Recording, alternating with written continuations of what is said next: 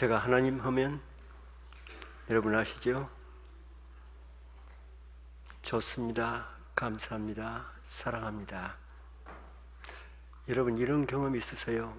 왜 나는 내 마음대로 안 될까? 나는 왜 기도하는데 응답이 안 올까?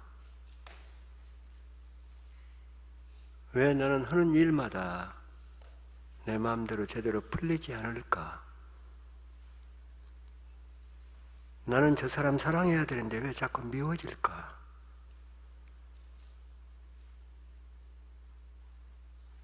왜 그런 줄 아세요? 그건 여러분들이 가슴 속에 품고 있는 어떤 상처와 밀접한 관계가 있을 겁니다. 그 상처는 여러분들이 도저히 컨트롤할 수 없는 자율신경을 만들어버린 거예요. 여러분이 만든 게 아니고 여러분이 성장해오면서 겪었던 그 상처가 여러분들의 자율신경을 그렇게 고장나게 만들어버린 겁니다. 어떤 상처를 받았느냐에 따라서 자율신경이 불안에 휩싸입니다. 상처를 많이 받은 사람은 자율신경이 그만큼 민감합니다. 여러분 미국에 금요일 날이면 나오는 그 나처럼 대머리 그 닥터 필 있지요? 유명한 사람. 그 사람이 연구 발표한 겁니다. 상처가 많은 사람은 조용할 때는 아무 문제 없습니다. 주위 환경이 잘 돌아갈 때는 아무 문제 없습니다. 근데 갑자기 스트레스를 받습니다. 갑자기 충격을 받습니다. 갑자기 어려운 일에 직면합니다. 그 순간에 자율신경이 600번 발작이 일어납니다. 누구한테 좋지 않은 얘기를 들어도 자율신경이 발작이 600번 발작이 일어납니다. 600번 발작이 일어날 정도면 그 사람은 아무 일도 제대로 처리하기가 어렵습니다. 하는 일마다 제대로 안 풀릴 거예요. 제가 그랬습니다. 근데 그 자율신경은 여러분들이 마음대로 조절이 안 됩니다. 지 마음대로 놀기 때문에. 그래서 자율신경이라는 거예요. 여러분들이 새벽에 앉았는데 내가 아무라도 한 분 딱 지적해서 나와서 18번 찬송 하나 하고 들어가세요. 그러면 나오면서 가슴은 어떻게 돼요? 떨리고 낮바닥은 어떻게 되나요? 빨개지죠? 근데 나오면서 가슴아 떨어라, 얼굴아 빨개져라 그렇게 나오는 게 아니잖아요. 자기도 모르게 피가 올라오고 얼굴이 빨개지고 가슴이 불안에 떨고 그게 뭔가요? 자율신경이죠. 이 자율신경을 컨트롤하지 않고는 우리는 우리 병을 치료할 수 없습니다.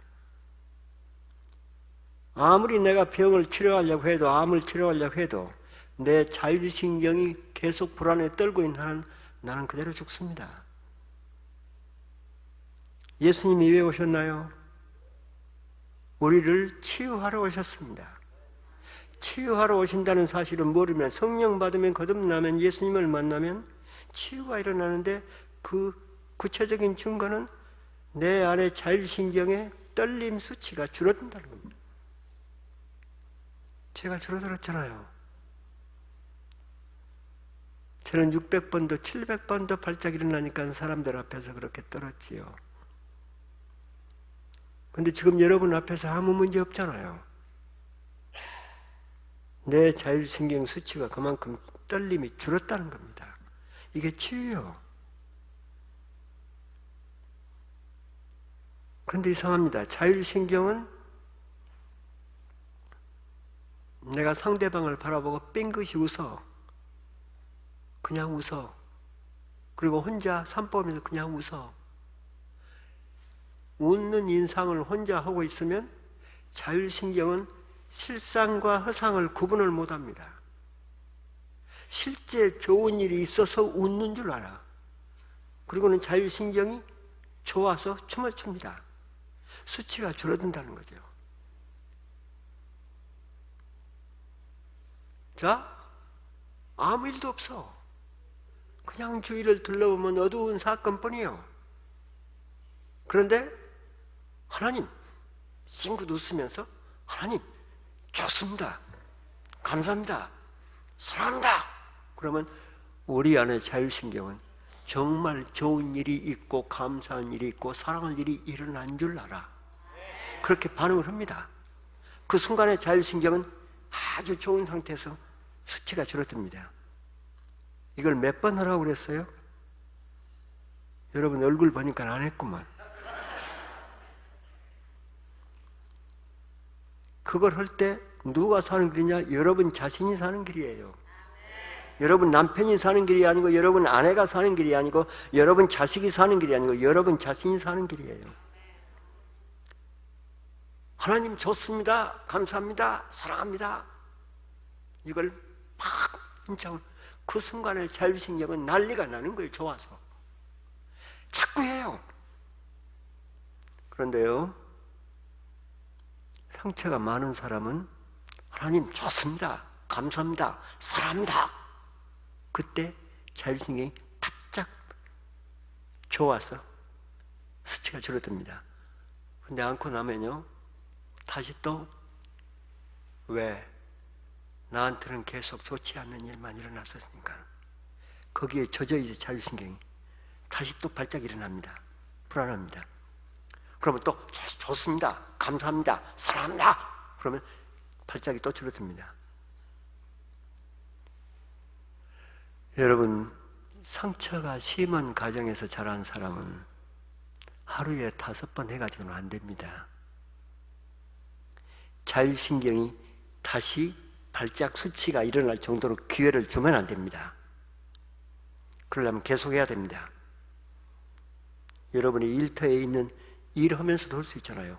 걸어가면서 할 수 있어요. 운전하면서 할 수 있습니다. 하나님 좋습니다. 감사합니다. 사랑합니다. 하나님 좋습니다. 감사합니다. 사랑합니다. 저는 이것도 합니다.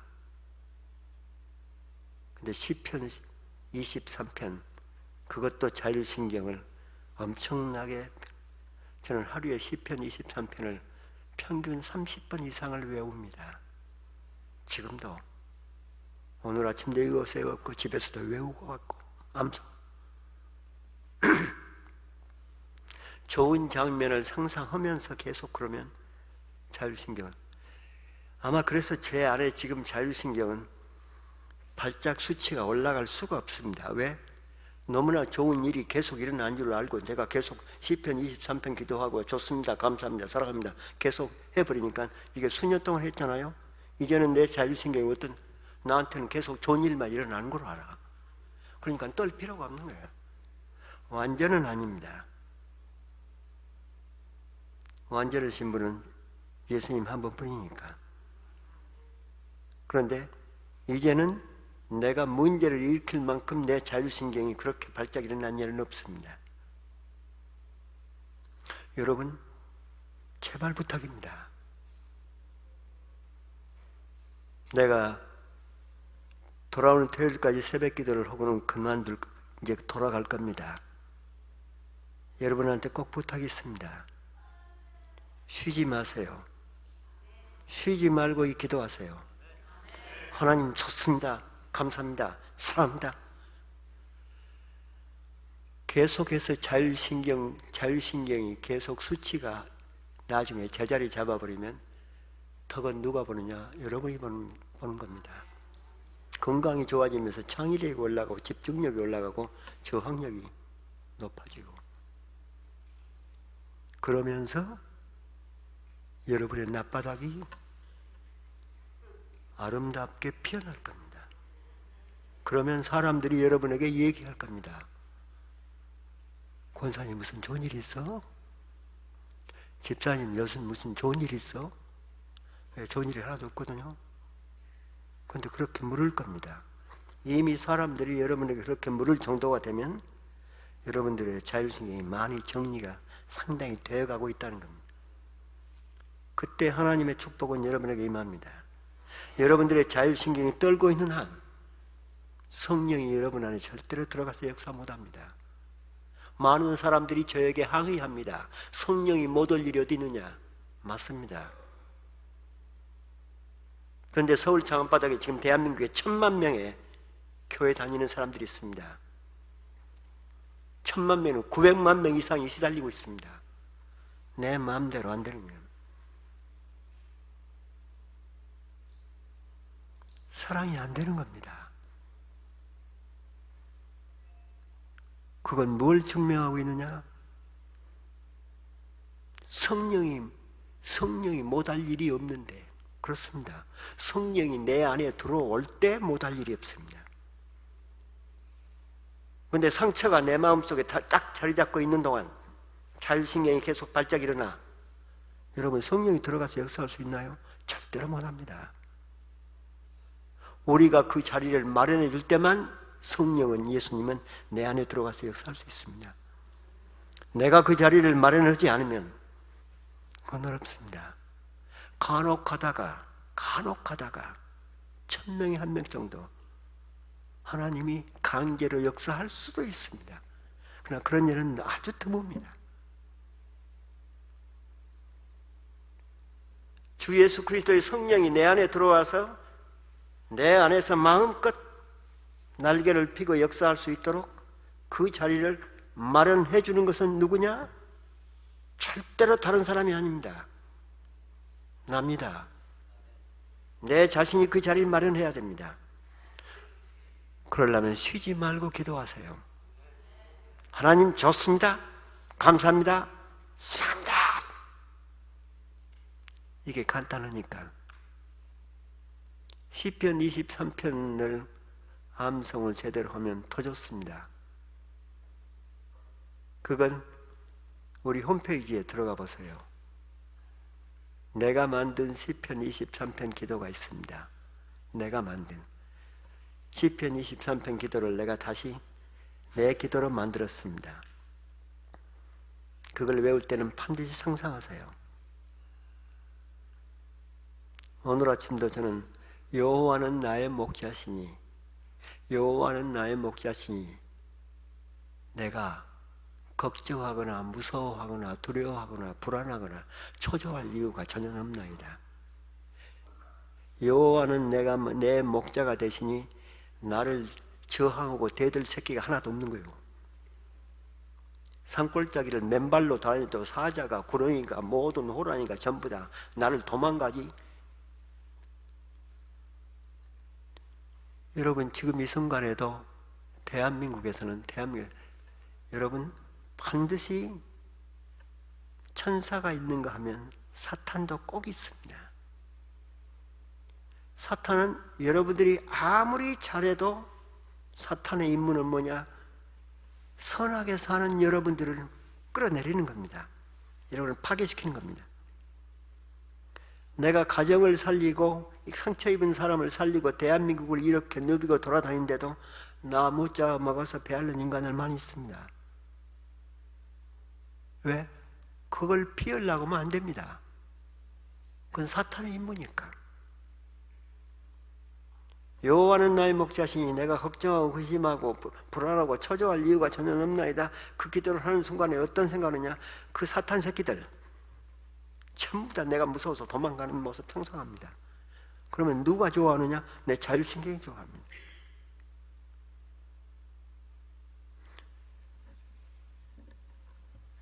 갑자기 여기 올라오니까 여러분, 새벽기도 나오는 여러분들이 너무 사랑스러워서 고마워서 갑자기 떠오르는 생각입니다. 자, 두 주먹을 발끈집시다. 나는 오늘 저녁에도 얘기를 해야 됩니다. 그러니까 내 목 보호해야 돼요. 난 소리 안 지를 거예요. 제가 하나님 선창하면 여러분들은 좋습니다, 감사합니다, 사랑합니다. 자, 하나님! 감사합니다! 소리를 할 때요, 소리를 할 때 좋습니다, 감사합니다, 사랑합니다 그러는 거하고 목에서 피가 터져 나오도록 좋습니다, 감사합니다, 사랑합니다 비례를 합니다. 자율신경이 영향을 받는 건 비례를 합니다. 앞으로 여러분들 멀리 차 타고 어디 산 바닷가에 가면 마음대로 소리 지르세요. 아마 오늘 아침부터 여러분들의 운명이 지금 전환되기 시작합니다. 놀라운 역사가 여러분들에게서 꼭 일어날 것을 믿습니다. 저는 가정을 어떻게 하면 흔들리는 가정을 흔들리지 않고 평화스럽게 행복하게 살 수 있도록 만드느냐, 그게 내 목표요. 그러다 보니까 부부를 데려다가 많이 프로그램을 하잖아요. 설악산 켄싱턴 호텔에 데리고 들어가서. 그런데 참 보면 대구에서 올라온 62살 된 어느 교회 안수 집사님인데, 그 안수 집사님이 그렇게 통곡을 하는 거예요. 왜 통곡을 하느냐? 자기 아내가 정신 이상이 왔고 대학 다니는 두 아들, 딸이 정신병원에 있고. 왜 그랬느냐? 자기가 그렇게 무섭게 아내한테 대했고, 무서운 남편이 좋은 남편인 줄 알고, 자식들한테는 무자비하게 무섭게 해야 좋은 자식 될 줄 알고, 그렇게 살았는데 결론은 셋이 다 정신 이상자가 된 겁니다. 그걸 62살에야 깨닫습니다. 이분은 나쁜 생각 가지고 하는 게 아니라 그렇게 살아야 엄격한 남편이 되어야, 엄격한 아빠가 되어야 식구들이 잘 될 줄 알았습니다. 결론은 식구들이 엉망이 되어버렸거든요. 그건 뭐냐? 62살 된 이 안수 집사님은 사랑을 할 줄을 몰랐던 거야. 왜 사랑을 할 줄을 몰랐느냐? 본인이 성장하면서 한 번도 사랑을 받아본 적이 없이 컸기 때문에.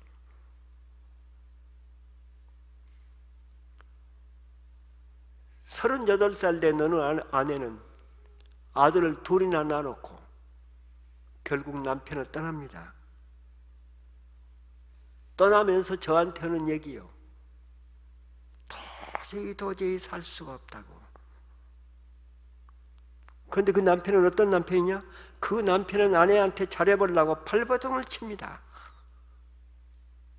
아내를 구타한 적도 없고 아내를 무자비하게 대해본 적도 없습니다. 그런데 이 아내는 남편하고 함께 이불 속에 들어가는 것을 그렇게 두려워합니다. 남편하고 한 방에서 잠만 안 자면 살겠다고. 그리고는 떠납니다. 그리고 소식이 없습니다. 지금까지. 그 두 아들이 대학을 다 졸업했는데. 왜 그러는가요? 본인이 성장하면서 아버지가 어머니를 무지하게 구타하면서 살아가는 모습을 보고 컸습니다. 그 상처가 이 딸로 하여금 결혼해서도 남편하고 함께 행복하게 살지 못하도록 만들어버린 겁니다. 여러분, 오늘 우리 조재영 전도사님이 여러분에게 마지막 찬송으로 사랑은 오래 참고 사랑은 온유하며 그 찬양을 불렀습니다. 그건 바울의 고백이지요. 사랑은 오래 참아야 돼. 사랑은 교만하지 않고 자랑하지 않아야 돼. 시기하지 않아야 돼. 이 얘기는 사랑은 분수를 넘어서면 안 되는 거야. 무례하게 하면 안 되는 거야. 무례한 행동을 안 하는 거예요. 그런데 그런 사랑을 못 하는 사람이 있더라는 거예요.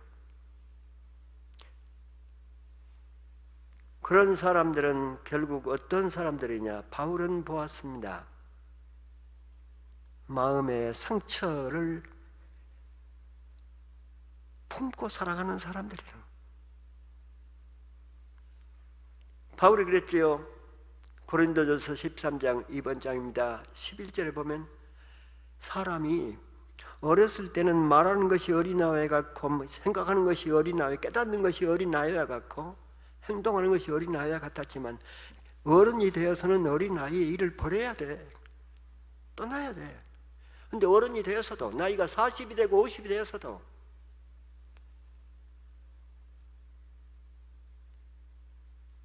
꼭 어린아이 같이, 마누라가 자기한테 조금만 이상한 말을 하면 그냥 피가 머리까지 끌어올라가지고 눈을 부릅뜨고 날리고, 남편이 자기한테 조금만 이상한 말을 해도 그거 가지고 난리를 치고, 사랑을 할 줄을 모르는 사람들, 바울은 보았습니다. 사랑을 할 줄을 모르는 사람들, 그런 사람들은 마음에 상처가 있는데 결국은 이 상처를 치유하는 데는 뭐냐? 사랑밖에 없더라. 왜? 이것 보므로 사랑을 모르고 큰 사람한테 사랑을 경험하게 해주는 길. 여러분, 제가 언제 얘기했습니다. 이번에 와서 얘기했을 거예요. 1937년 하버드 2학년 학생들, 그때 하버드 대학 교수들이 이 학생들 268명, 하도 유망한 학생들이 들어왔으니까 268명이 미국을 이끌어갈 거라고. 그리고 그 268명을 계속 지금까지 조사해 오겠죠. 추적조사. 그런데 놀라운 사실은 268명 가운데 113명이 정신병원에 들어가서 살았다는 겁니다. 머리가 그렇게 비상했는데, 그 사람들이 공통점이 뭔지 아세요? 전부 다 머리는 비상했는데 가정에서 상처를 엄청나게 받고 자랐던 사람. 머리 좋아도 소용없습니다. 하버드 대학 가도 소용없습니다. 우리 한국에서는 서울대학 보내면 다 된 줄 압니다. 내가 볼 때는 서울대학교 80%가 전부 다 환자예요. 그 사람들은 절대로 역사를 만들지 못합니다. 그 상처를 정리하지 않는 이상. 바울은 보았습니다. 왜 바울이 믿음, 소망, 사랑, 이 세 가지는 항상 있을 것인데 그 중에 제일은 사랑이라. 여러분, 나는 바울이 이해가 안 가요. 요즘에 만일 누가 바울처럼 믿음, 소망, 사랑, 이 세 가지는 항상 있을 것인데 그 중에 제일은 사랑이라 그랬으면 이단이라고 그냥 난리를 쳤을 거예요. 믿음이 최고지. 믿음이 최고지 왜 사랑이 최고냐? 근데 바울은 그걸 깨버렸습니다. 믿음, 소망, 사랑이 있는데 그 중에 제일은 사랑. 이건 바울의 뜨거운 체험에서 나온 겁니다. 여러분, 믿음은 씨앗이요. 믿음은 씨앗입니다. 근데 사랑은 뭐냐? 사랑은 태양입니다. 햇빛이고 물이고 흙입니다. 자, 씨앗이 땅에 떨어졌는데 햇빛과 물과 흙이 없이 씨앗이 싹틀 수 있습니까? 꽃필 수 있습니까? 열매 맺을 수 없습니다. 이 믿음이라는 씨앗은 사랑의 토양을, 사랑의 햇빛을, 사랑의 수분을 만났을 때 믿음은 그때야, 소망은 그때야 싹트고 꽃피도록 되어 있습니다. 바울은 놀라운 어떤 영안으로 이걸 이미 보았습니다. 바울은 보았습니다. 마음속에 사랑이 죽어버리면 사람이 죽는 것을, 사랑이 없으면 사람이 죽어가는 걸 보았습니다. 그런데 죽어가던 사랑이 살아나면 생명도 살아나는 걸 봤습니다. 바울은 수도 없이 그런 체험을 했습니다. 1960년대 후반일 겁니다. 서울대 의대를 나오고 인턴 레지던 끝내고 그리고 교회도 열심히 다녔고 그리고 결혼해서 도남동에 병원을 차리죠. 그런데 병원을 차리자마자 갑자기 소문이 나는데 그 김 박사한테 가면 모든 환자가 다 치료된다고 구름대처럼 밀립니다. 돈이 떼돈으로 쏟아들어오기 홍수처럼 들어오기 시작합니다. 그때부터 교회에 발을 끊습니다. 돈이 많아지면서 가난하게 살았던 김 박사는 그때부터 돈 가지고 흥청망청 집에 들어오는 시간이 1년에 365일이면 365번 들어오는 시간이 새벽 3시. 무슨 건강으로 그렇게 진료하고 새벽 3시 술 마시고 놀고 그렇게 몇 년을 살아버립니까? 12년 살아버립니다. 결혼하고 12년. 이 아내는 남편이 그렇게 돈 벌면서부터서 남편 얼굴을 볼 수가 없습니다. 남편 사랑을 받을 길이 없습니다. 결국 결혼 12년 만에 이 아내가 아이들 둘 낳아놓고 결국 무슨 병이 걸리느냐. 갑자기 쓰러져서 다리가 부러졌는데 서울대학병원에 가봤더니 그냥 부러진 게 아니에요. 골수암이야. 서울대학병원에서 이 의사 남편 김 박사 데려다 놓고 하는 얘기가 2년 딱 길면 2년 살 수 있다고. 그때는 암을 치료할 수가 없는 시대입니다. 길면 2년 살 수 있다고 시한부. 이 아내하고 남편 놓고 그렇게 얘기합니다. 그때 이 아내를 집에다가 이렇게 앉혀놓고 골수암이라는 게 어디 살짝 다쳐도 그냥 부러진다네요. 아내가 2년밖에 못 산다는 그 사실을 아는 순간 자기가 아내한테 너무 했다고는. 아내가 그렇게 누워있는데 2달 후에 아내한테 어느 날 아내 소원이라도 들어주려고 김 박사가 물은 겁니다. 당신 소원이 뭐냐? 그때 그 아내가 누워서 남편 쳐다보면서는 얘기가 돈만 있으면 사람을 가만히 놔두지 않는 한국이 나는 싫어. 죽을 때까지라도 우리 식구들끼리 오부덕에 한번 살다가 죽었으면 좋겠어. 그건 들어줄 수가 없는 일이요.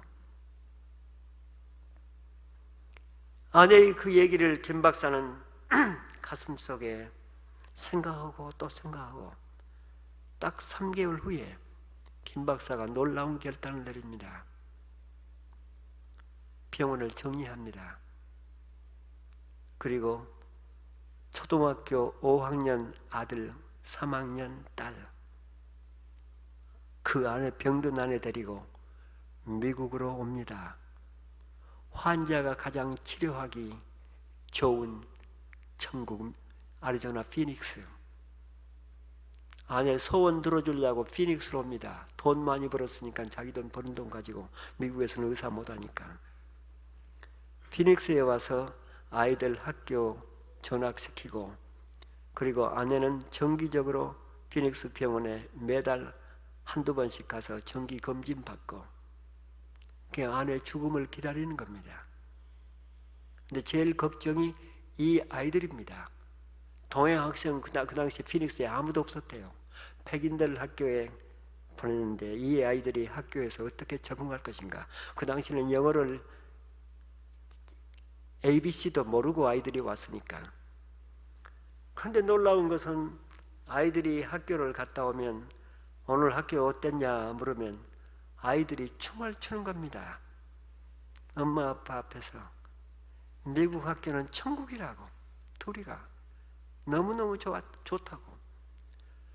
그러니까 이 부부는 애들을 위해서라도 미국을 잘 왔구나. 둘이가 그런 얘기를 종종 나눕니다. 애들을 위해서라도 미국을 잘 왔구나. 그렇게 아내는 한 달에 한두 번 정기검진 받고 그렇게 아이들은 학교 좋아하고 8개월이 지난 어느 날 학교 교장 선생님이 이 학부형 아빠 오라고, 이 아빠가 학교를 가놓고 보니까 가서 교장 선생님을 만났는데 서투른 영어지만 듣는 얘기가 어떤 얘기냐, 충격적인 얘기요. 너희 아이들을 빨리 정신과 의사한테 데리고 가라고.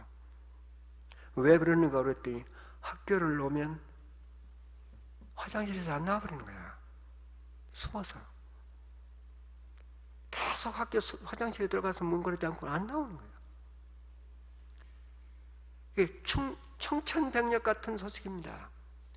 8개월이 되는 그날 집에 와가지고 어처구니가 없으니까 아이들을 불러다가 아내하고 둘이 앉아서, 아내는 누워있고 너희들 미국 학교가 천국이라고 그랬잖아.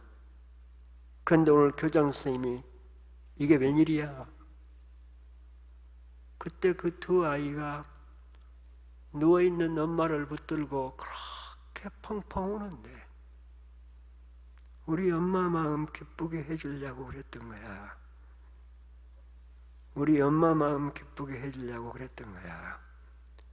그러니까 미국 학교에서 이 동양 아이들하고 얼마나 왕따를 시켜버렸는지. 그리고 아이들이 그러니까 이 아이들이 무서워서 못 나오는 거야, 화장실에서. 엄마 마음 기쁘게 해주려고 그랬던 거야. 그 얘기를 듣는 순간에 침대에 누워있는 이 엄마가 펑펑 울면서 그런 얘기가, 하나님, 내가 저 새끼들한테 저런 사랑을 받았으니 이제 나는 죽어도 좋아요. 혼자 누워서 울면서, 하나님, 내 남편은 병원 팔고 왔고 나를 위해서, 새끼들은 저런 환경 속에서 나한테, 하나님, 이런 사랑을 받았으니 나는 이제 죽어도 좋아요. 그러면서 병원을 왔다 갔다 합니다. 그렇게 2달 반이 지났는데 어느 날 아내를 데리고 애리조나 피닉스 병원에 정기검진 받으러 갔는데 1시간이면 나오거든요. 이 남편은 밖에서 이렇게 앉아 있습니다. 복도의 의자에. 1시간이면 나오는데 2시간 돼도 아내가 안 나오는 거예요. 너무너무 불안한 겁니다. 2시간 후에 의사가 나오면서 남편대로 들어오라고. 주로 병원에서 이렇게 오랜 시간이 지난 다음에 이 보호자를 들어오라고 할 때는 환자한테 아주 심각한 상황이 벌어질 때 일어난 일이래요. 이건 본인이 의사라. 이제 내 아내가 마지막을 맞는구나. 그러면서 가슴이 철렁해가지고 들어가는데 미국 의사들 3명이 차트를 놓고 이 김 박사한테 하는 얘기가, 우리가 지금 당신 안에 이 엑스레이를, 골수암 엑스레이를 찍어놓고 있는데 암세포가 안 보여서 지금 우리가 이 고민을 하고 있다고. 그러니까 이 김 박사가 하는 얘기가, 사진을 잘못 찍었습니다. 사진을 이렇게 다시 찍어보세요. 사진을 그렇게 다시 찍는데도 골수암 세포는 전혀 나타나지 않는 거예요. 결론은 암이 나와버린 거예요.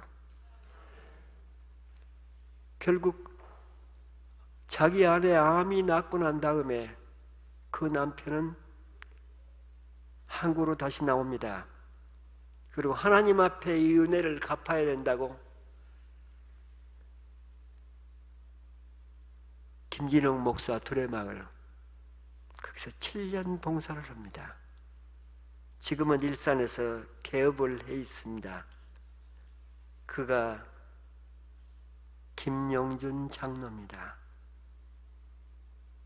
사랑은 암을 낫게 한다는 책도 썼습니다. 여러분, 바울은 보았습니다. 사랑을 못 받으면 사람은 죽고, 사랑을 받으면 죽어가는 사람이 살아나는 것을. 그렇기 때문에 믿음, 소망, 사랑, 이 3가지는 항상 있을 것인데 그 중에서 제일은 사랑이더라. 사랑이 없으면 믿음도 소망도 물거품처럼 흩어져 버리더라. 왜 바울은 이런 얘기를 했느냐? 믿음이 강한 사람들이 자기 믿음만 생각하고 주위의 사람을 그냥 소리해버리는, 사람을 사랑하지 않는, 오직 자기. 저는 그런 사람을 한국에서 많이 봅니다. 그냥 죽어라고 21일 금식, 40일 금식 하면서 계속 산에 삽니다. 근데 그런 사람들은 주위의 사람을 사랑할 줄을 몰라. 자기 믿음 신앙에 휩싸였습니다. 바울은 보았습니다. 예수님만 바라보다가 그런 사람들이 주위에 내 이웃을 그냥 등한히 해버리는, 예수님을 바라보는 사람들, 예수님을 믿는 사람들의 필수적인 조건이 예수님이 수없이 강조하는 게 내 이웃과 예수님을 사랑하는 건 같이 가야 돼. 같은 사건이야.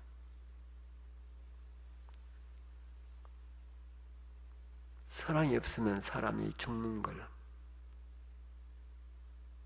바울은 보았습니다. 여러분, 사랑이 없으면 사람이 죽는 걸 가장 절실하게 우리한테 보여준 사건이 공산당이 처음 시작될 때, 벌써 한 100년 전이네요.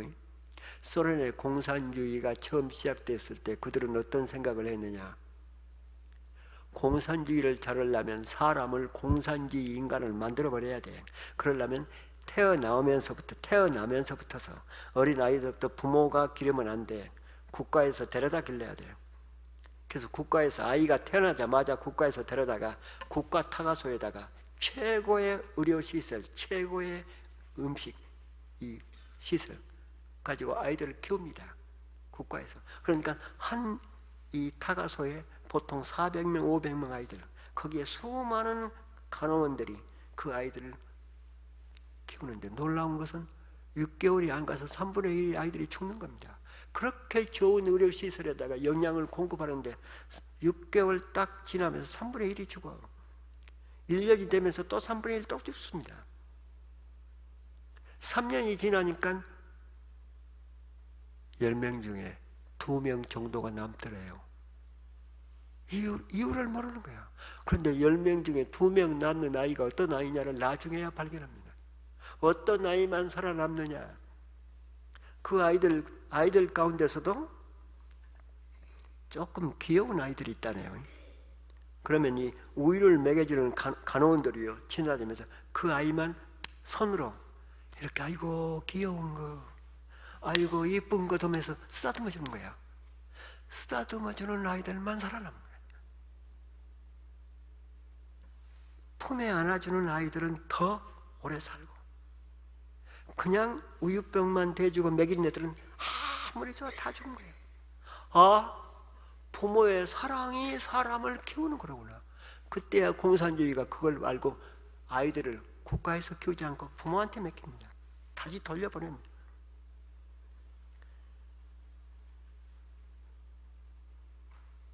사랑을 받으면 생명이 살고, 사랑이 없으면 생명이 죽는.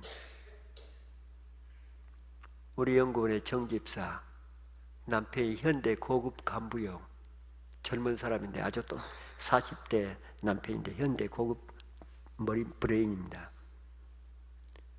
그런데 그 아내 정집사가 암에 걸렸습니다. 암에 걸렸는데 왜 암에 걸렸느냐? 정집사의 남편 현대 그 고급 간부가 청상 과부 아들이요, 청상 과부 아들로 컸는데 그 과부한테 시집간다고 그러니까 부모가 그렇게 반대. 서울 광림교회 그 과부가 유명한 권사님입니다. 결국 억지로 연애해서 결혼을 했는데, 결혼하자마자 이 권사님 시어머니가 며느리를, 아들만 출근하고 나면 이 며느리를 구박을 하는데, 구박하는 정도가 머리채를 잡고 두들겨 패는 겁니다. 그런데 시집 안 간 딸이 있는데 그 딸과 함께, 그런데 이 얘기를 하도 못 견디겠으면 이 얘기를 남편한테 합니다. 밤에 퇴근하면. 이 남편이 아내한테 하는 얘기가, 우리 어머니가 나를 위해서 그 젊은 시절에 20대부터 어떻게 살아왔는데 내 어머니가 하는 일을 나한테 얘기하는 거고, 나하고 함께 살려면 절대로 내 어머니가 당신한테 하는 얘기를 나한테 하지 말으라고. 나하고 함께 살려면 그걸 각오하고 살으라고. 그러니까 조금도 남편이 자기를 이해해 주지 않습니다. 결국 그렇게 살다가 아이까지 낳았는데 나중에 결국 암에 걸립니다. 암에 걸리면서 암 초기라 돌아다닐 수 있으니까 우리 연구원에 입학을 합니다. 7년을 그 가정에서 살면서 이미 멍들어버린 그 정집사, 우리 연구원에 오면 우리 연구원에서 이 치유 수련을 들어가는데, 치유 수련 들어가면 전 세계에서 모입니다. 우리 한국 사람들이. 미국에서도 많이 옵니다. 거기 들어가면 이름 다 숨기고 별칭 가지고 2박 3일 온갖 자기 안에 있는 모든 얘기 다 털어놓고, 그리고 거기서 뜨거운 성령 받고 치유받고는 그냥 돌아가 버리면 그만입니다. 광림교회에서 누구한테도 자기가 시어머니한테 이렇게 구박받고 있다는 얘기를 할 수가 없었는데, 거기서 그렇게 자기를 털어내놓고 통곡을 하면서, 그 정집사가 어떻게 살았는데 그 그룹 멤버들 10명이 남자고 여자고 그렇게 대성통곡을 했다네요. 그리고 정집사가 결국은 세월이 흘러가면서 암 수술을 받습니다. 아산병원에서 암 수술을 받았는데 백혈구 수치가 1000 이상이 안 되니까 항암 치료를 못 하는 거예요. 병원에서는 특실에다 계속 두고 있습니다. 근데 15일째인가 16일째 되는 날 백혈구 수치가 800에서 3200으로 올랐더라잖아요. 그런데 이상하게 병원에서는 그 백혈구 수치가 올랐으니까 깜짝 놀랐는데 좋아서 그 다음날 다시 또 800으로 떨어졌더래요. 근데 그 다음날은 또 3000으로 또 오르더래요. 이걸 그 담당 의사가 차트를 가지고 그 정집사한테 가서 설명을 합니다. 참 이상하다고. 왜 계속 800으로 있다가 이날 15일째 되는 날 3200으로 백혈구 수치가 올랐는가 하고, 왜 그 다음 날은 떨어졌는데 그 다음 날은 또 오는가 우리는 모르겠다고. 그때 정집사가 깜짝 놀라면서 설명을 합니다. 의사한테. 누구한테도 자기 병원에 있다는 것을 알리지 말라고 시어머니가 엄포를 내렸으니까 함구를 하고 있는데 친정도 모릅니다. 수술했다는 것. 그런데 이 소식을 그 영성 치유 수련에 들어왔던, 너무나 함께 통곡을 했던 그 그룹 멤버들이 알게 된 거예요. 그 그룹 멤버들이 2명이, 시간이 있는 사람들이 2명인가 3명이 여자들이 가가지고 병원에 특실로 들어갔는데, 들어가자마자 이 정집사가 왜 그렇게 누워있는가를 알아다. 들어가자마자 끌어잡고 통곡을 2시간을 하면서 울다가 기도하고 울다가 기도. 그날 백혈구 수치가 3200으로 오른 거예요. 근데 그 다음 날은 왜 800으로 떨어졌느냐? 그 다음 날은 시어머니하고 시누이가 온 거예요. 시어머니하고 시누이가 와가지고는 병문안을 온 게 아니라 오자마자 시어머니가 오니까 바짝 일어나잖아요. 침대에서 그 아픈 사람이 일어나는데 시어머니가 머리박을 꽉 치면서 머리채를 잡고는 이어서 시누이는 발을 쥐어뜯고 니년 들어가지고 우리 집 망했다고 나 땀을 하는데, 그때 또 떨어지는 거예요. 그 다음날 왜 또 3000으로 올랐느냐? 그 다음날 뭐 어떤 기도 그룹이 또 온 거예요. 기도만 받고 나면 이게 오르는 거예요. 뜨거운 사랑, 뜨거운 기도. 그 순간에 의사가 그 얘기 듣고는 남편 불러다가 이 환자 퇴원할 때까지 절대로 시가집 식구는 한 사람도 병원에 오면 안 된다고. 그 기도 그룹만 계속 날마다 부르면 이 환자는 꼭 회복할 거라. 그래서 그 기도 그룹이 교대에서 갑니다. 정집사 지금 서울 장안바닥을 독수리처럼 날아다니잖아요. 회복이 가죠. 바울은 알았습니다. 사랑을 받으면, 한 교회 식구들 사랑을 뜨겁게 받으면 죽어가는 생명이 살아나. 근데 사랑을 잃어버리면 우리는 죽어. 여러분, 성광교회에서 신앙생활을 하는 동안 우리 서로가 서로를 위해서 이렇게 사랑으로 함께 기도해주는 식구들이 됩시다. 하나님 아버지 감사합니다. 주님 좋습니다. 감사합니다. 사랑합니다를 외치는 이 식구들, 이들의 가정을, 이들의 운명을 주님 축복해 주시옵소서. 오늘 또 멋있는 좋은 날이 되게 하옵소서. 예수님 이름으로 기도하옵나이다.